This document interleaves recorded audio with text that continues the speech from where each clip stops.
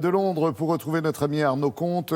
Londres où de nombreux sans-abri ont passé la nuit dans le froid à Londres et s'apprêtent aussi à passer les fêtes de fin d'année dans la rue, et ce à travers tout le Royaume-Uni. C'est une grande précarité qui ne laisse quand même pas les Anglais et les Britanniques indifférents, Arnaud. Bonjour. Bonjour, oui, d'autant que ces sans-abri, ces sans domicile fixe outre-Manche sont de plus en plus nombreux d'année en année. C'est un véritable fléau depuis 5 ans ici et le débat s'est même invité récemment, il y a quelques jours au Parlement britannique, puisqu'un SDF a été retrouvé mort à quelques dizaines de mètres de l'entrée de Westminster, et certains députés ont ouvert le débat en disant regardez tout l'argent qu'on met dans cette période d'incertitude du Brexit, et bien finalement on ferait mieux de l'investir dans des mesures sociales pour venir en aide à ces sans-abri. Et puis vous allez voir, c'est l'histoire, la belle histoire qu'on va vous raconter ce matin d'un businessman britannique qui a littéralement tout plaqué pour venir en aide aux sans-abri. Il a eu l'idée assez géniale de créer une marque de café et d'embaucher uniquement des SDF pour les aider à se réintégrer dans la société. Regardez ce reportage qui a été réalisé par Maxence Peignet et Nicolas Boothby. C'est ce geste anodin qui lui a probablement sauvé la vie. Adan Aboubaker a vécu 12 ans dans la rue après la mort de sa fille et son divorce. Aujourd'hui, il tient ce stand de café au pied des gratte-ciels londoniens. Il doit son nouvel emploi à une entreprise qui lui a tendu la main. Elle n'embauche que des sans domicile fixe, les forme à devenir barista, leur trouve un logement et surtout une place dans la société. Je n'ai plus cette haine envers moi-même que j'avais avant. Je ne me sens plus inutile. Et d'ailleurs, les gens ne me dévisagent plus. Dans le passé, vous savez, on m'a uriné dessus, on m'a jeté des bouteilles.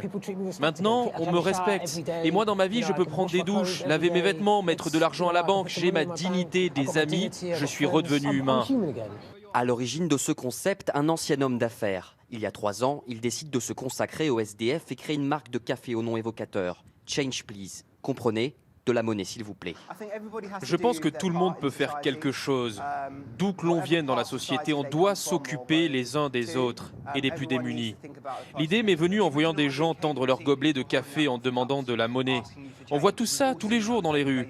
Et je voulais que ces gobelets soient utilisés pour une bonne cause. L'intégralité des bénéfices est réinvestie dans le soutien aux sans-abri. Une initiative qui ne laisse pas indifférents les Britanniques.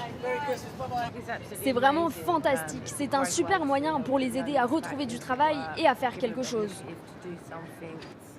Ça leur donne la motivation de se lever le matin et puis ça leur donne de l'espoir.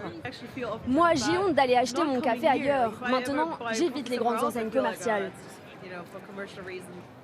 Change Please a déjà aidé plus de 200 SDF à se réinsérer dans la vie professionnelle. Un chiffre encourageant, même si les associations estiment qu'il y aurait encore 320 000 sans-abri en Grande-Bretagne. Oui, c'est ça, superbe initiative qui convient bien sûr de saluer, Arnaud. Cela dit, néanmoins, le Royaume-Uni reste le pays d'Europe géographique qui compte le plus de SDF.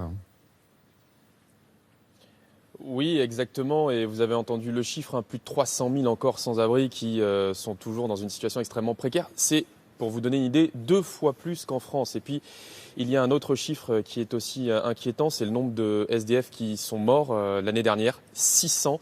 Un chiffre en augmentation de 25% sur ces 5 dernières années. Alors le gouvernement, évidemment, les associations ne restent pas impuissants. On ne peut pas non plus dire que le gouvernement ne fait rien. Il y a par exemple quelque chose d'assez intéressant. C'est une application que vous avez sur votre smartphone et qui vous permet, par temps froid, à la fin de l'année, lors de la période hivernale par exemple, de signaler quand vous vous promenez dans la rue la présence d'un sans-abri qui serait en difficulté.